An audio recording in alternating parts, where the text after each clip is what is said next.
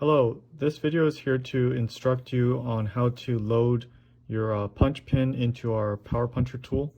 The first step you'll need to do is to unscrew this hinge, and then once you unscrew it, this back arm over here will be able to pull back further and you'll be able to load it in properly.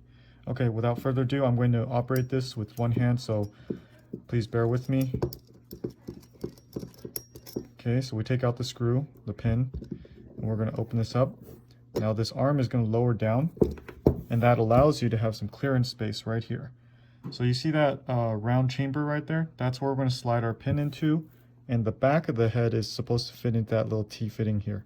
Okay, so we take our pin, and we're going to slide it through this chamber here, like so. And the tricky part here is to align the head.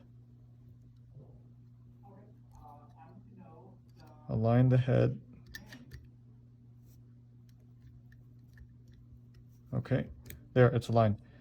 So I'll stabilize here, and then you'll notice that while you pull back the arm, it's going to pull this back, and your die head is also going to retract.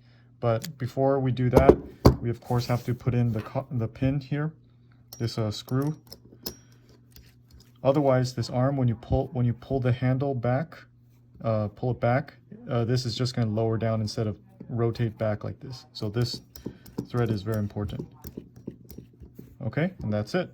So when I pull back on the handles, the punch is going to pull out of the die cavity, and then when you push it, it's going to go in there like that.